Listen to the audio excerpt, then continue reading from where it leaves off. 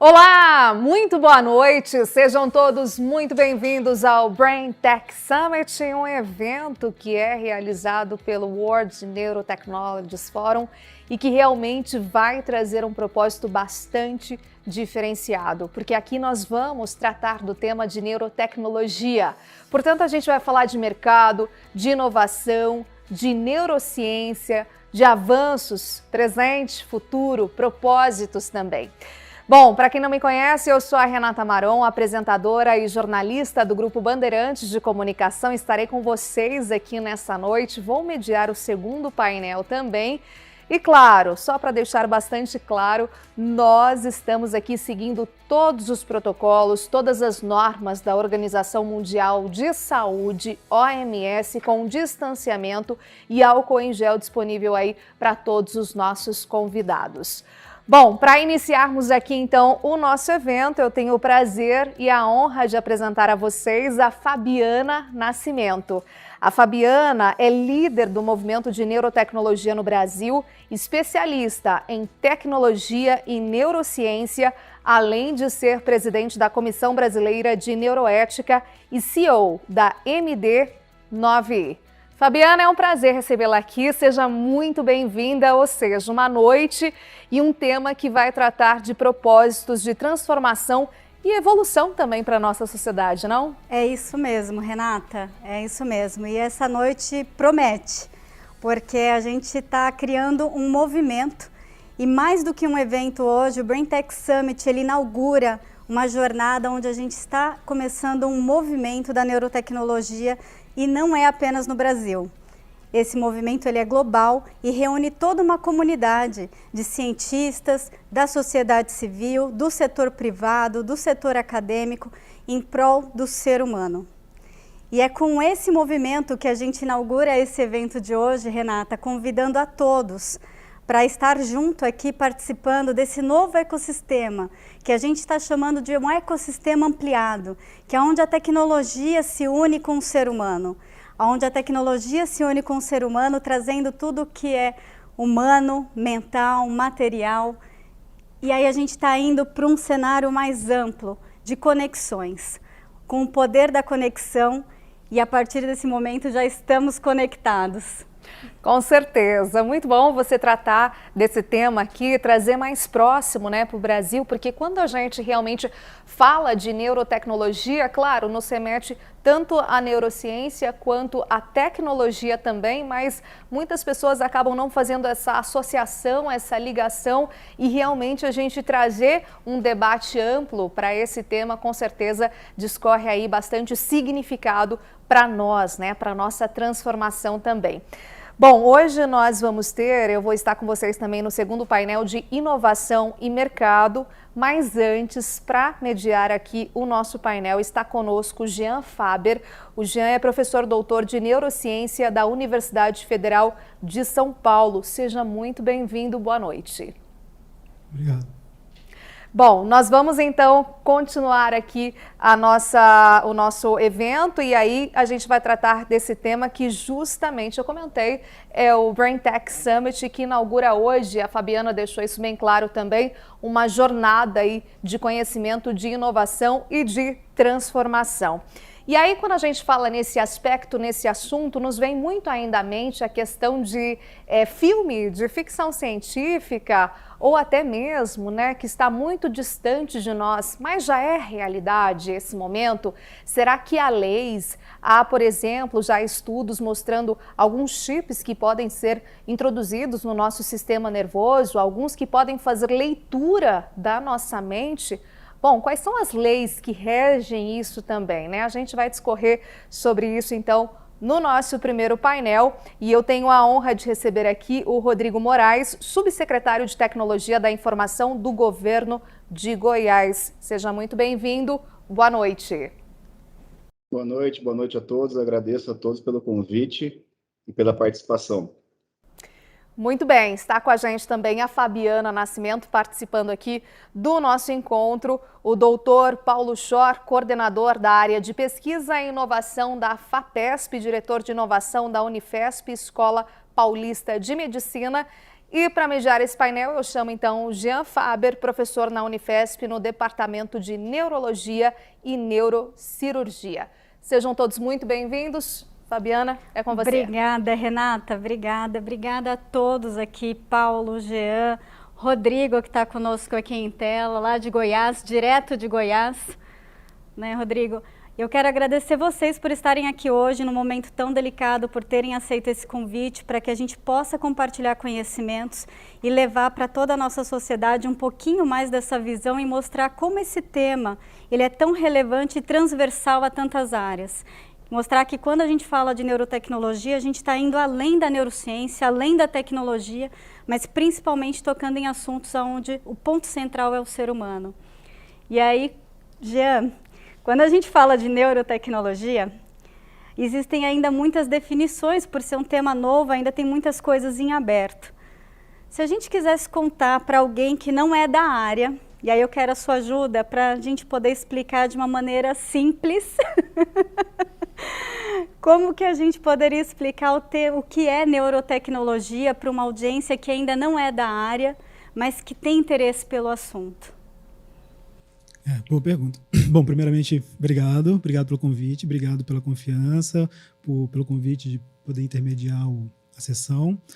É um grande prazer participar, né? E parabéns pela iniciativa de fazer essa ponte, né? De fazer essa sessão compartilhando aí os conhecimentos do setor privado, né? Da academia e também do governo, né? Eu acho que é importante essa triangulação aí, e principalmente nesse tema. Bom, a sua pergunta, como você já disse, é bem complicada.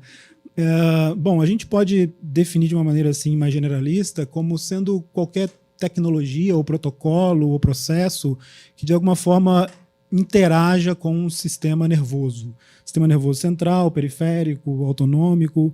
Eu gosto de 3 vertentes dentro dessa definição, que é quais são ou como a gente providencia ou desenvolve dispositivos e protocolos para registrar a atividade neural em diferentes níveis, desde o metabólico, né, o elétrico, como é que a gente caracteriza esses dados, como é que a gente usa ferramentas matemáticas, computacionais para caracterizar, e dentro desse tópico eu incluiria também as inteligências artificiais ou a inteligência artificial como setor. E a terceira, eu acho que é como é que a gente modula, como é que a gente intervém no sistema neural de uma maneira geral. Eu incluiria também dentro do sistema neural também comportamento, né? Acho que comportamento também é importante dentro das neurotecnologias. Então, como é que essa terceira vertente visa desenvolver dispositivos e processos e protocolos que possibilitem a gente modular de alguma forma o sistema neural, né? Eu acho que o exemplo clássico é o DBS, né? Aquele estimulação profunda para pacientes com Parkinson, mas existem várias tecnologias e processos e protocolos como neurofeedback, biofeedback também que fazem essa ponte. Eu acho que o Paulo também pode contribuir com essa questão, né? Trazer um pouquinho para a gente discutir essa relação, né? De inovação, tecnologia, ciência. Queria que você falasse um pouquinho para a gente também. Falo. E também queria iniciar agradecendo, obrigado pelo convite e parabéns pela iniciativa. É bastante importante que o ecossistema, como você mesmo falou, consiga se enriquecer de outras temáticas que ainda não estão tão presentes, mas que, como o Jean falou, elas são presentes, né? Elas são parte da vida da gente de relação. Eu acho que a incorporação da tecnologia ela passa por pesquisa e passa pelo entendimento do que acontece, né? Isso não sou eu que acho, isso é relativamente óbvio, isso já é uma certa inter-relação entre pesquisa e desenvolvimento tecnológico. E o que a gente vê muito ainda são desenvolvimentos tecnológicos que vão via startup ou mesmo empresas grandes, sem base científica sólida, que não aguentam o primeiro vento não levanta de novo. Então, a ciência e a ciência básica, não é nem ciência aplicada, me parece ser um alicerce muitíssimo importante, não só para as equipes de startup irem mais longe e de um jeito mais autossustentável, mas para conseguirem voltar, né, para conseguir ter estofo para produzir alguma outra coisa, porque a primeira ideia sempre cai e não funciona. Mas a ciência está aí e a ciência não cai. Então, acho que isso não é alguma coisa tão tranquila de entender, porque muitas vezes a sociedade pergunta por que a gente investe em ciência e não só desenvolve. E do outro lado, a gente tem também gente só desenvolvendo e sem nenhum investimento em ciência. Então, o casamento óbvio que o mundo inteiro já descobriu é esse duplo, né? É ciência possibilitando tecnologia e tendo a terceira perna, que vocês já colocaram, que é o usuário. Então, se o usuário for o governo, for o cidadão, for o que quer que seja, ele precisa ser identificado. E isso tem que ser feito meio que tudo junto. Então, o segredo disso tudo, a dificuldade, eu acho que é isso. Precisa se identificar o usuário, ao mesmo tempo saber qual tecnologia que você vai usar, baseado em qual ciência. E esse alinhamento de astros, que não é simples, está tentando ser feito, como você falou, não é pelo ecossistema inteiro, pela academia que já entendeu, o Marco Legal de Ciência, Tecnologia e Inovação, que é um ato governamental extremamente bem feito, acontece por aí também. As agências de fomento, FAPESP é uma delas, funciona e hoje entende que precisa ter uma encomenda para que a sociedade valorize e consiga devolver como forma de apoio o seu envolvimento dentro desse sistema, porque ela acaba pagando imposto e o imposto volta na forma de um bem-estar para a própria sociedade. Então, eu acho que esse tripé aí é importante da gente entender. Acho que a gente pode trazer o Rodrigo também, né, para falar um pouquinho para a gente como é que o governo, principalmente o governo de Goiás, né, Rodrigo, como é que ele se insere nessa relação entre academia, inovação, pesquisa básica, pesquisa aplicada. Como é que vocês estão fazendo aí no governo de Goiás? Boa noite a todos, agradeço o convite, sou entusiasta do tempo, todo mundo sabe, Fabiana, professor Jean, realmente já tivemos bastantes conversas sobre o tema, e eu estou como subsecretário de Tecnologia e Informação ligado à Secretaria de Desenvolvimento e Inovação, e nós aqui da Secretaria estamos trabalhando num processo bem forte que eu gosto de titularizar como o efeito da governança dentro do governo, da gestão pública.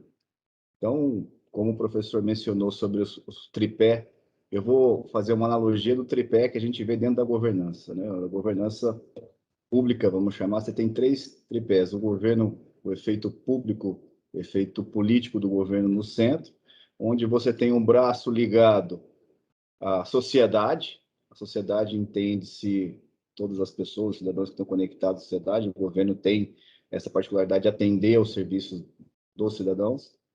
E, por outro lado, o mercado. O mercado entende-se startup, empresas privadas. Então, a governança, nesse caso, para o bem público e para a gestão pública, é de extrema importância dessa prática, dessa gestão, de boas gestões, não somente para aumentar a efetividade de controle, mas sim para fomentar novos serviços para a sociedade. Se esse tripé estiver um pouco desbalanceado, você não consegue ter vamos dizer, uma resposta ótima do que você quer, onde você quer chegar. Então, se eu trabalhar somente com gestão pública e não trabalhar com tecnologia, mercado, e não trabalhar com entrega para a sociedade, você vai ficar desbalanceado e vai ter um desequilíbrio muito grande. Aonde que eu gostaria de mencionar que esse ponto é importante, né? A gente vê no início do século XX, a gente vê uma burocratização do cidadão como a pessoa que tem que ir até uma entidade pública para pedir alguma coisa, para requisitar algum serviço, né? Então, você tem aquele cidadão como usuário. Depois você tem, na época de 90, uma fase gerencial, que é o cidadão como consumidor, de usar o resultado da gestão pública. E agora a gente viu um alinhamento estratégico um pouco diferente na governança de governo. Esses 3 fatores de conexão, mercado, sociedade e governo, tem que andar em parceria e trazendo o cidadão como parceiro. O cidadão não pode ficar excluído da sociedade em termos de tecnologia. Então, o objetivo é trazer essa governança cada vez mais perto do cidadão e expor essa informação, esse serviço cada vez de uma maneira mais simples. Isso é um problema seríssimo, né, da gente colocar essa informação da maneira simples. Como que eu vou expor para um cidadão que é neurotecnologia, como que a gente pode ajudá-lo. E posso comentar depois alguns pontos de maior sensibilidade em relação a prestar esse serviço. E existem mapas que a gente poderia ajudar como governo, e o governo do estado tem trabalhado bastante, em criar jornadas, em criar trilhas de governança, né? Primeiro você mapear esse plano de estratégia, quer dizer, o que a neurociência pode ajudar a definir um caminho, né? Quais são os passos dessa jornada, eu chamaria de número 1. Depois você montar uma arquitetura desses recursos, quais são os planos desses recursos alinhado com a sociedade, com o mercado e com a tecnologia. Um terceiro ponto é como trazer essa governança e como direcionar de forma ágil e flexível. Porque não adianta nada a gente ter uma tecnologia maravilhosa que funciona só para 10 pessoas, 10% da população. Então, você não pode ser excludente, você tem que ser includente e isonômico. E por último, não menos importante, óbvio, é trabalhar com regras e restrições, comitês de aprovação, sigilo da informação, proteção de dados do cidadão. Então, tem um ecossistema, como foi mencionado pela Fabiana e pelos professores, que realmente tem que ser desenvolvido. A maturidade em relação a colocar esse tema de tecnologia, porque todo mundo fala muito IA, né, e a inteligência artificial, dentro da entrega de serviço, como colocar isso como uma regra, como uma definição, como um decreto que realmente o Estado e o governo atenda ao serviço do cidadão. Vou dar um exemplo de um passo que o Estado está executando aqui em Goiás. Nós temos um Centro de Excelência de Inteligência Artificial, chamado CEIA, liderado pelo professor Anderson, que realmente ele não funciona sozinho, ele funciona com uma conexão com entidades privadas, ele tem uma conexão com uma fundação, FAPEG, do Estado de Goiás, e com o próprio Estado. Então, existe já essa interação, existem serviços sendo propostos, existem serviços sendo colocados de uma maneira ágil, em alguns casos, outros não. Lembrando que a gente está num processo de maturidade. Para subir a barra, a gente precisa dar subir altos degraus, vamos dizer assim, dar passos mais largos. Mas esse é o ponto mesmo, é criar essa governança com leis, regras, e de uma maneira simples, onde eu consiga incluir cada vez mais a sociedade, mercado e governo para a entrega de um serviço, vamos dizer, com excelência e com SLA, e que o cidadão realmente fique satisfeito. Muito bom. Não sei se eu respondi completamente o que você gostaria. Se quiser entrar um pouco mais no detalhe, professor, pode ficar à vontade. A gente já volta. Dando um overview desse tripé, porque sem governança na parte de tecnologia é muito complicado. Não adianta 40 secretarias pensarem em tecnologias diferentes, em tecnologias de neurociência, em tecnologia de TI, de IA, de data lake, qualquer uma que seja, mas é importante essa definição e marcos legais importantes para realmente o Estado e o governo conseguir colocar de uma maneira bem prática e execuível, né, a neurotecnologia para as pessoas. É muito bom. A regulação é fundamental, né? Fabiana, bola com você agora. E como é que surgiu isso, Fabiana? Como é que surgiu essa iniciativa, essa vontade de juntar essas pontas? Quer dizer, é meio óbvio, mas não é fácil, né? Esse movimento não é trivial. A ideia é meio óbvia, necessária, né? Mas no Brasil, principalmente, é muito carente. E como é que surgiu essa iniciativa e como é que você está com esse drive aí? Eu sou da opinião de que quando a gente não encontra algumas coisas, a gente tem que criar. E quando eu comecei a entrar mais na área de neurociência, eu venho do setor tecnológico, quando eu comecei a entrar dentro da neurociência e me apaixonei aí pelo tema, pela área, e fui inclusive buscar o doutorado em neurotecnologia, eu senti falta de uma comunidade, senti falta do movimento, e foi quando eu falei, bom, se a gente não tem algumas coisas e o mercado está começando, eu acredito que é hora da gente reunir. Só que a gente precisa começar a ter um olhar como sociedade, é onde eu acredito que as coisas vão começar a fluir de uma outra maneira, quando a gente começar a trazer o ser humano para o centro. Então, a tecnologia, ela faz sentido porque ela é feita para o ser humano. O Rodrigo trouxe bem isso. Não dá para deixar a sociedade de fora. Eu não posso fazer um serviço para a sociedade e não perguntar para ela se ela está disposta a acessar o computador em vez de sair de casa e ir a um centro para retirar um documento. Então, eu preciso engajar a sociedade. E aí só faz sentido quando é para o bem do ser humano. Então, quando eu estou fazendo algo com o ser humano no centro, a gente consegue ter resultados extraordinários. E aí eu acredito que a gente fala muito na tecnologia, principalmente no mercado de startups, e estamos aqui inclusive no espaço do InovaBrá, e que habita aqui, né, um ecossistema gigantesco aqui de startups. A gente fala muito em exponenciar. E quando a gente fala de exponenciar, qual é o nosso próximo passo evolutivo?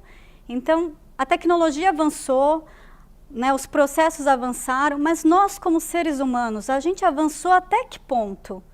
A gente está caminhando para uma sociedade que está ficando escrava da gestão de desempenho, cansada de vários processos, de muita burocracia, suspirando por inovação.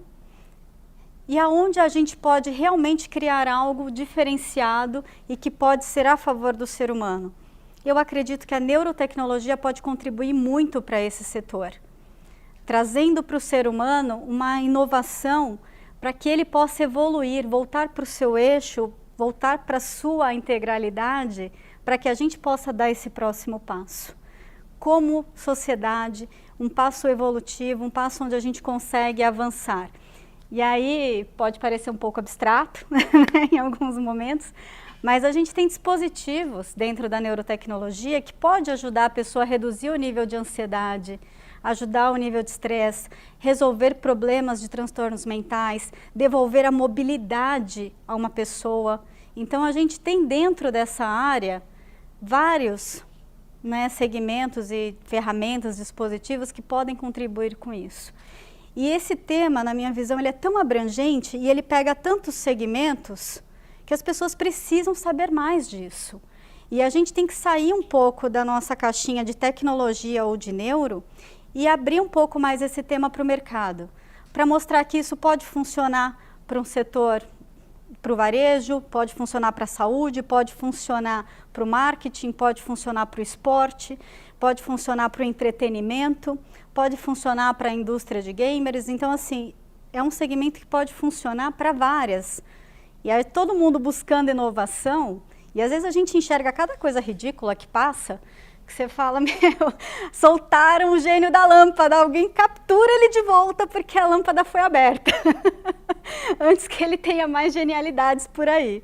Então, daí surgiu a ideia da gente começar a criar esse movimento, mas para ser um movimento a gente precisa de pessoas engajadas e comprometidas. E não dá para fazer isso sem, como o professor falou, o Paulo trouxe aqui, de pesquisa, de base, de solidez, porque senão a gente pode sair desenvolvendo muitas coisas. E eu venho do mercado de tecnologia onde a gente cria muitas coisas, né? E muitas coisas, inclusive, vêm a ser testadas em produção.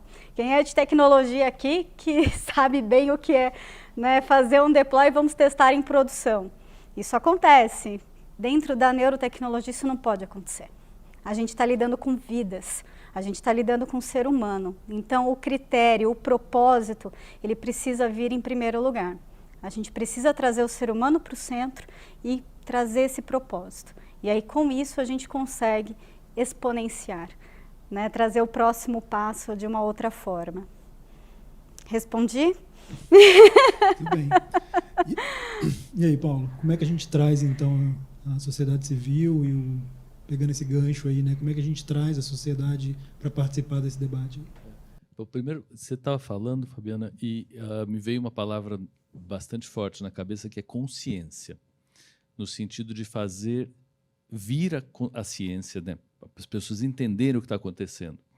E aí o Rodrigo falou também da gente traduzir o que está acontecendo para a população. Porque se não traduzir, ela não entender, ela não vai se engajar. Isso, eu sou médico oftalmologista e entendo bastante bem de paciente seguir ou não seguir o tratamento. E ele só segue o tratamento se ele entende.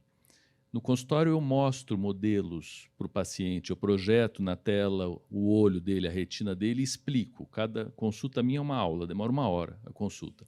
E esses caras saem entendendo e eventualmente dando aula. Porque não vejo um outro jeito dele absorver o que ele tem, usar o que eu propus que ele usasse, fazer a cirurgia que eu sugeri que ele fizesse, se ele não tiver um entendimento profundo daquele negócio. E aí é uma desimbecilização do ser humano, né? É tratar o ser humano como uma pessoa inteligente, que realmente é. Isso, claro, que tem tudo a ver com neuro. E eu acho que é por aí que vai. Já acho que se a gente elevar o ser humano à categoria de ser pensante e subir a tal da barra que vocês estão falando, para que ele entenda o que está acontecendo, a gente pergunta efetivamente, olha, você quer isso? Te interessa ter um chip na retina? Né? Qual é a implicação ética disso? Como que a gente vai lidar? Quais são os limites? Nessa sociedade, agora é a hora? Quanto que vai custar? Eu advogo muito num termo que eu estou chamando de design médico, que é a interferência do usuário, ou quer seja o médico, ou quem o médico ouve, por acaso, que é o paciente, em todas as etapas do processo. Para a gente não sair com o que a Fabiana estava falando, que é o gênio da lâmpada, eu sempre ando com sempre ando não, mas tem em geral, deve ter por aqui, aqueles controles remotos que tem aqueles botõezinhos vermelho, azul, verde e laranja. Todo mundo tem na casa. Você sabe para que serve aquilo já? Nem você, nem ninguém. Então, um gênio da lâmpada inventou aqueles botõezinhos, ninguém nunca imaginou para que aquilo fosse de verdade ser usado. E eu acho que é aí que a gente está. Então, é olhar para o usuário, sim, ter consciência do que aquele negócio vai fazer, e a gente não tem muitas respostas, né? Ainda mais nisso, eu vou fazer isso, e qual a consequência da consequência da consequência, eu não tenho ideia. Mas vamos tentar diminuir um pouquinho os riscos. Eu acho que a ciência entra nisso pelo entendimento mesmo, em todas as fases. Então, dá para você usar a metodologia científica mais básica e clássica. O Jean acabou de escrever um livro sobre estatística, e aí qual é o significado do P, né, do valor de significância mesmo. Isso é importante ou não é importante? Do começo ao fim desse processo todo de desenho, né, de design. E a gente tem que lançar mão não só do conhecimento profundo de qual é a ligação dentro do cérebro da proteína PC43, mas também de como que as pessoas reagem a fatos. Então, eu tendo a dizer que a medicina deveria estar dentro das ciências humanas, das humanidades, e não da biologia e nem das ciências exatas. Então, acho que, nesse sentido, entender o funcionamento cerebral e o pensamento do ser humano no sentido filosófico vai muito de acordo com o que você está falando, que é colocar o ser humano no centro usando a ciência, as ciências humanas mesmo, a sociologia, o comportamento, psicologia. E eu vejo hoje um movimento que é muito gostoso, que é das ciências mais amplas acabarem dominando mais do que as ciências mais específicas. Então, eu tenho um exemplo na família. A minha filha queria fazer medicina, foi fazer um pré-med nos Estados Unidos, no Canadá, desculpa, e acabou se formando em biologia. No meio, ela falou, agora não sei se eu vou continuar medicina, eu vou fazer saúde pública, e ela está indo hoje, à noite, para o Johns Hopkins fazer o curso dela do mestrado em saúde pública, que tem um track que é o seguinte: Social and Behavior Intervention. Tem coisa mais legal do que isso? Quer dizer, a biologia olhando a vida e o comportamento, e como que você muda o comportamento social das pessoas com intervenções. Então, acho que é exatamente isso. Assim, é olhar muito de cima, o porquê tem que estar no centro disso tudo, o ser humano tem que estar no centro disso tudo. A tecnologia, de vez em quando, é importante, de vez em quando ela não é tão fundamental no sentido do entendimento do que é tecnologia, né? No sentido de que tecnologia é alguma coisa que leva a ciência para a prática, ela é sempre fundamental. Que eu acho que é nesse sentido que a gente está falando de neurotecnologia, né? É levar ao uso, que é inovação. Aliás, parênteses, inovação não quer dizer novidade. Isso é bastante importante, as pessoas em geral não entendem isso, né? Eu tive uma ideia, isso é uma inovação. Não, isso não é uma inovação, não, isso é uma ideia. Inovação, e eu também tenho repetido isso, não existe inovação no futuro, existe inovação no passado. Isso foi uma inovação. Isso pode vir a ser uma inovação. Então, assim que tem que ser conjugado, né? Não é, isso aqui é uma inovação. Não, isso é uma ideia, que você acha que é uma ideia boa. Como você falou, abre a caixa de Pandora e sai qualquer coisa daí de dentro.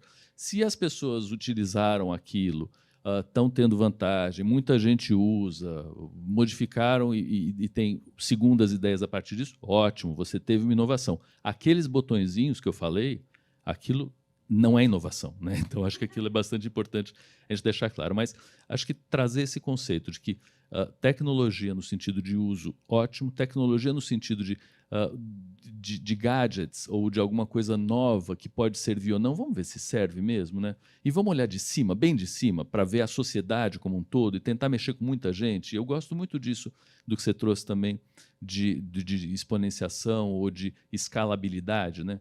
Assim, tem que muita gente usar. Então, e isso eu me ressinto um pouco na história da medicina, que na medicina a gente cuida de um. E o Rodrigo, ele cuida de um monte, né? E espero que minha filha cuide de um monte. Eu acho que cuidar de um monte está mais perto de uma missão de deixar a gente mais feliz do que cuidar de um só. Cuidar de um só é legal. Vou sair daqui e vou operar um paciente. Vai ser ótimo para o paciente, mas é muito legal cuidar de um monte, né? Agora, Paulo, você teve dois conceitos aí na sua fala, né? Um é divulgação, né? Como ensinar, seja o paciente, seja outras pessoas. E o segundo, um paralelo, né? Mas como é que a academia ela atua, qual é o papel dela na produção, na geração de startup, de empresa júnior? Como é que você vê, né? Principalmente agora na sua posição dentro da FAPESP, como é que a sua ideia sobre o papel da universidade, da academia, seja na divulgação de novas ideias, novos conceitos, novas tecnologias, seja na produção, né, na geração de novo conhecimento e aplicação? Eu acho que a academia mudou muito. Eu acho que ela mudou muito e muito rápido e muito recentemente. Quando a gente pensa em academia com cátedras, né, que não é uma coisa tão antiga, e com titulares, e com verdades, e com impenetrabilidade, com vinde a mim, o Rodrigo estava falando, né, na década, aí, no começo dos anos 1900, onde ia-se aos lugares, né? Agora não é bem assim. A academia tenta se aproximar da sociedade. A gente tem alguns movimentos interessantes. Teve um movimento na própria Unifesp que nós fomos à Avenida Paulista para mostrar para as pessoas quais eram alguns segredos da ciência. Então, nossa amiga Silvia foi com uns balões, e aí furava-se o balão, saía uma pergunta e ela respondia a pergunta, perguntava para quem estava passando na Paulista no domingo, que é fantástico. Então, a academia saindo, o Pint of Science, que é uma outra iniciativa super interessante, onde fala-se de ciência no bar, as próprias agências de inovação que tentam falar para a sociedade o que é feito na academia, e o contrário também, e ouvir da sociedade o que ela quer. Então, a USP fez isso já há algum tempo com a Ari Plonsky, e a gente está fazendo isso também na Unifesp, de ouvir, quer dizer, me diz, FAPESP, idem. FAPESP tem inúmeros projetos que são demandas ou governamentais, especificamente do governo do Estado de São Paulo, ou de grupos específicos ou até de empresas específicas. Então, a empresa pode chegar na FAPESP e fazer um match de investimento com a FAPESP e determinar qual a linha que ela quer procurar startup que consiga co-desenvolver esse processo. Então, eu acho que hoje se ouve a sociedade. Os jovens, eles, no meu modo de entender, estão cada vez mais fora da universidade, mas eles estão cada vez mais não só na universidade. Eles mesclam. Então, a história de vou fazer um pedaço de coisa aqui, outro pedaço de coisa ali, eu não preciso fazer tudo aqui, não preciso fazer na mesma universidade, coisa para a gente era impensável. Então, como é que você vai sair da USP e ir para a Unifesp, né? Eu fiz esse trajeto daí, mas não é uma coisa óbvia, né? E não fiz um segundo trajeto, que é depois da minha maturidade na Unifesp, ir para a Unicamp, por exemplo, que seria o máximo, eu oxigeno o sistema. A gente não faz nada disso, então ainda tem essa trava, mas acho que os jovens estão indo. Então, tem um movimento muito legal dos hubs de inovação, como o InovaBra. A gente tem um que eu gosto muito, que chama o Novolab, em São Carlos. O Novolab, ele é um espaço desses de atração e de acontecer coisas legais, e a Federal de São Carlos, a UFSCar, está fazendo um convênio com o Novolab para fazer a curricularização da extensão no Novolab. Olha que máximo. não é tudo de bom. Quer dizer, o cara, o estudante, e a gente sabe que nós, docentes, temos dificuldade de sair, mas o estudante sai, ele é muito mais fluido. Então, o estudante vem com as ideias do laboratório da gente para um espaço onde tem interação com startup, com empresa grande, com o investidor, com o advogado, com o governo, e lá ele desenvolve os projetos de extensão dele. Mas isso é via estudante, então eu acho que os estudantes estão fazendo com que o sistema fique muito mais leve, muito mais ágil.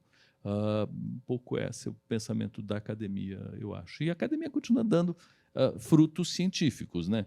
Que no Brasil isso tem que ser cada vez não, tem que continuar sendo falado, porque não parece que não é óbvio, da importância das universidades públicas, principalmente. Forma gente, né? Forma pessoa. Forma gente. O capital principal da universidade é formar pessoas, né? Que vão gerar ideias. E o conhecimento, exato. E os programas de pós-graduação são muito interessantes, porque de vez em quando a gente fala assim, vou fazer pós para publicar paper. Não, você vai fazer pós para ser professor, né? É formação de gente que lida com ciência. Você tem toda a razão. E é aí que a gente forma. Então, não dá para abrir mão disso por nada. Então, nem que seja só porque só aí que faz, mas faz bem. Então, isso é um patrimônio que a gente construiu durante muito tempo e que custou muito dinheiro. Então, no mínimo, é você fazer um mau uso do dinheiro investido, abrir mão disso agora. Então, eu acho de verdade que essa é uma joia que a gente tem que cultivar, está aí já, a gente tem que usar ela como a gente está usando em vários lugares, mas tem que proteger de todos os modos possíveis. Excelente. Fabiana, e aí, nessa conversa toda, com novas tecnologias, né, com novas ideias, eventualmente pode vir riscos também, né? Como é que você vê... ou você vê algum risco, ou você vê algum problema no desenvolvimento de novas tecnologias, principalmente na neurotecnologia, né, que lida com o ser humano, lida com sociedade, comportamento, cérebro? Existem vários, né, Gê? Eu costumo dizer que tecnologia, né, para mim, ele é sinônimo de abundância. Quando a gente mira a tecnologia, normalmente a gente está sempre pensando em escalar. A gente quer criar algo aqui para poder fazer com que isso escale, isso chegue para muitas pessoas. Normalmente é 1 para N. Quando a gente está falando de neuro, a gente vem para o contexto que o Paulo trouxe, é 1. E por mais que eu esteja falando de cérebro, não é igual ao outro. Então, cada ser humano é único. Então, como que a gente vai conseguir criar algo que tem que ser tão singular, mas ao mesmo tempo eu tenho que ter a capacidade de poder escalar? Então, esse é o desafio desse momento. Como que a gente consegue construir algo tão singular, escalonável? E isso, acho que vai precisar de muita pesquisa, muito estudo, muita gente trabalhando em cima disso. Nós ainda não temos todas as respostas. E por isso o WNF também investe em pesquisa, Paulo. Então, dentro desse movimento, a gente entende que é necessário também dar um incentivo à pesquisa. E nessa jornada, em dezembro, nós temos o World Neurotechnology Forum, que vai acontecer dia 9 e 10 de dezembro. E eu já convido desde já todos vocês, todo mundo que está conosco hoje, né, no início dessa jornada, já faz parte desse movimento. Mas em dezembro a gente vai anunciar ali a seleção de bolsistas para trabalhar em cima de pesquisa científica para 2 temas que a gente pretende abordar com mais ênfase no próximo ano de 2022. Um deles é a saúde mental. A gente tem muito claro aí que saúde mental é um problema global, né? E o Brasil, infelizmente, tem uma liderança nesse tema. De acordo com a OMS, o Brasil, antes da pandemia, tá, esses dados, o Brasil é o primeiro país mais ansioso do mundo e o 5º mais depressivo. Então, são índices que assustam, porque o povo brasileiro é conhecido pela sua alegria, né? É conhecido pela sua empatia, pelo seu calor e receptividade. Mas esses números são reais. E a gente não sabe como que está essa situação hoje, nesse pós-pandemia, mas a gente sabe que tem muita gente sofrendo. Pós-pandemia não, nós ainda estamos, né, nesse momento. Mas a gente vai trabalhar com essas bolsas para o próximo ano e essas bolsas as pessoas vão poder se cadastrar. Então, a partir de hoje, vocês já vão poder acessar. Vou pedir para alguém da edição colocar aqui o site para poder acessar, www.worldneurotechnologiesforum.com. Essas bolsas, elas vão ser globais, Paulo e Jean. A gente vai distribuir para toda a comunidade global que tenha interesse em trabalhar na pesquisa aplicada de neurotecnologia. Então, a ideia é a gente buscar dispositivos, ferramentas e tudo que possa melhorar nesse índice da saúde mental. E essa pesquisa ela vai ocorrer no Brasil. Por isso, 70% das bolsas de pesquisa ficam no Brasil e 30% serão distribuídos para a comunidade global. Além desse tema, a gente tem um outro tema que a gente entende também que é extremamente relevante, que é o tema da neuroética. Porque quando a gente começa a desenvolver esses dispositivos, pode dar problema, muito problema. E aí, como é que a gente começa a olhar para os temas de privacidade, de proteção, de lei? Se eu for entrar com uma ação hoje, alguém está preparado para atender a minha causa? Se eu quiser reclamar que usaram os meus dados de ressonância magnética de forma indevida? Então, como é que está a proteção disso? A gente ainda está iniciando no tema da LGPD aqui no Brasil.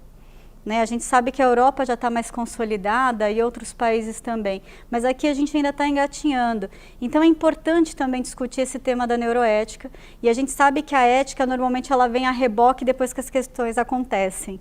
E o que a gente quer fazer nesse momento é fomentar uma comunidade para que a gente possa abrir esse tema e começar a conversar um pouco antes, para que a gente possa ser capaz de prevenir, porque, de novo, a gente está falando de algo que é singular, escalonável.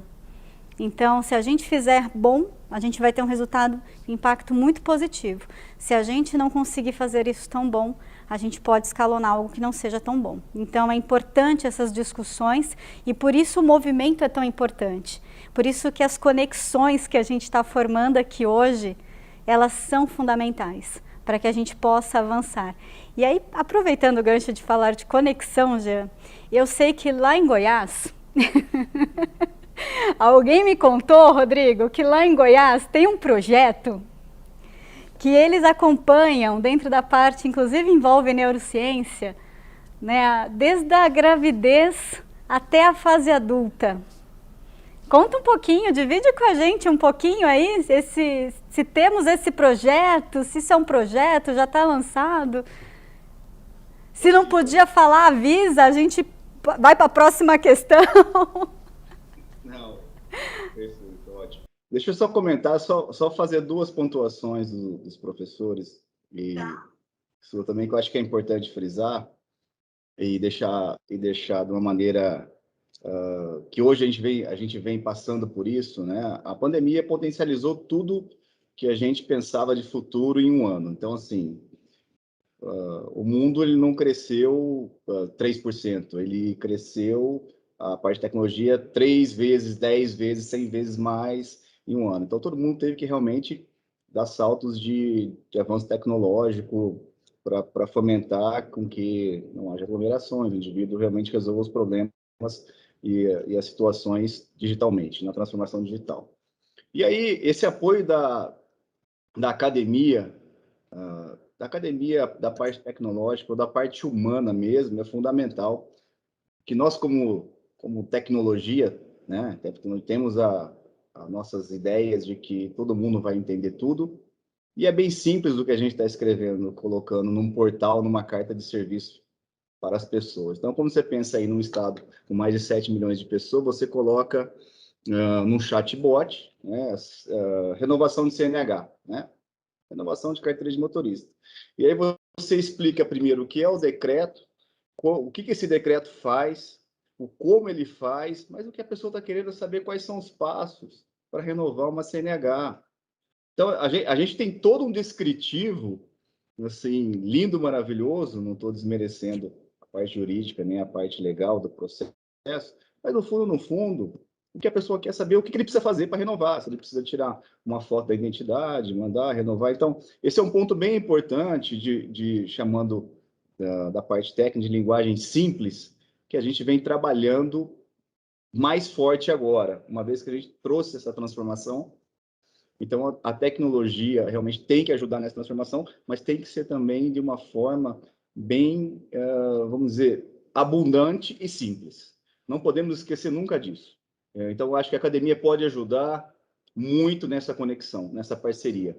E a gente está buscando isso, tá? Assim, os estados, na última semana, estive na Associação Brasileira de TIC da BEP em Brasília, e no Ministério da Economia, todo mundo está buscando trazer de uma forma simples. Então, na hora que a gente conseguir buscar essa linguagem simples, vai ajudar muito para todo mundo. Esse é o primeiro ponto. O segundo ponto que você perguntou, só quis pontuar essa parte da linguagem simples, que eu gosto bastante, e são estudos novos de tecnologia para colocar a serviço das pessoas. O ponto que você comentou, a gente tem um projeto chamado SEIC, aqui no estado. É um projeto bem interessante, não é um projeto a curto prazo, é um programa, não é um projeto que vai se acabar, é um programa chamado SEIC, e ele significa Sistema Estadual de Informações Cidadãs. Qual que é o objetivo, né? O objetivo é você, praticamente, criar uma gestão pública, né? Você tem uma gestão pública de formulações de ações relacionadas aos eventos da vida do cidadão, né? Por meio de acesso à parte biomédica, biométrica, burocrática e documental, onde você consegue criar, vamos dizer assim, um conjunto dessas informações e não só utilizar essas informações, mas ajudar, realmente trazer essa abundância de informação e ajudar as pessoas, né? Como que realmente o fomento disso acontece? De novo, vou voltar na parte legal, na parte da neuroética. Se a neuroética quer realmente entrar nesse apoio de gestão pública, você realmente precisa de leis estaduais ou federais, você precisa de regulamentos e decretos dentro do estado, que isso existe, e o ponto principal, você precisa ter conexões de grupos de trabalho, de tecnologia, de governo e da academia. É por isso que eu voltei ao primeiro tema, falando dessa conexão, realmente a academia tem que estar muito bem envolvida. Sem você ter um marco legal de realmente de startar esse processo, você não consegue perdurar por muitos anos. Não tem como.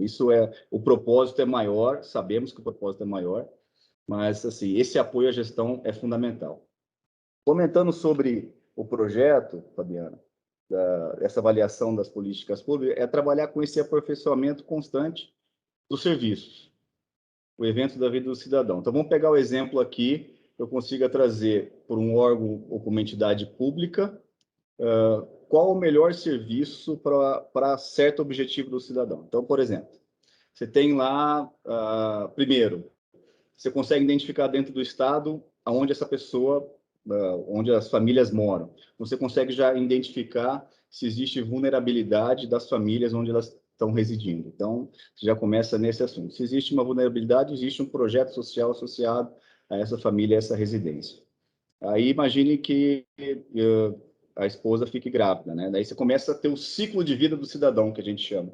Esse ciclo de vida, você começa a fazer biometria neonatal, né? E você consegue realmente medir o que está se passando com esse bebê, né? Com a gestante, com a própria mãe e com a gestante. Então, você vai começando a alimentar esse banco de dados, né? A partir disso, você tem um prontuário, né? Vamos pensar assim, a criança nasce, tem alguma comorbidade ou não, e você já começa a identificar as necessidades, se realmente tem necessidade de medicação, se realmente tem necessidade de internação, e você começa a monitorar isso à medida que a criança vai crescendo. Na infância, você realmente consegue verificar, baseado onde ele mora, oferta de vagas de creche, escola, esse prontuário realmente se a criança precisa de medicação, ou a mãe ou os familiares. Aí, passando para a juventude, você já integra com qual escola ele vai estudar mais próximo da residência, o controle e frequência escolar, biometria, é um trabalho aí com a Secretaria de Educação de trazer isso para os pais saberem se os alunos estão estudando, se realmente estão trabalhando ou realmente não estão tendo sucesso na sala de aula, passando de ano ou não. E daí, passando para a vida adulta, ele vai para a faculdade. Aí você consegue identificar a faculdade, a matrícula, ele consegue realmente usar serviços dentro de um portal único, onde ele consegue ver toda a vida dele, praticamente, dentro desse portal, né? É um projeto de identificação segura e chegando até a morte da pessoa, vamos pensar assim no pior caso, né? Onde eu tenha lá, depois de 20 anos, 30, 40, 50 anos, eu consigo identificar desaparecidos, em casos extremos. Então, você tem um timeline, você tem uma trilha onde você consegue colocar praticamente toda a vida desse cidadão dentro de uma condição de oferta de serviço público estadual. Tá? Então, dentro de um banco de dados, vamos falar Data Lake, dentro de um banco de dados onde você consegue realmente trabalhar com essas informações e ajudar, porque o objetivo aqui é conhecer melhor o cidadão para oferecer serviço personalizado. Se ele tem a doença X, ele vai ser tratado com a melhor medicação para essa doença. Então, ele não tem que realmente aquela contribuição da gestão pública em ser corretivo, mas ser mais preditivo. Com isso, a gente otimiza processo, com isso, a gente padroniza informações e conceitos, eu consigo ter maior controle da máquina administrativa dessas informações,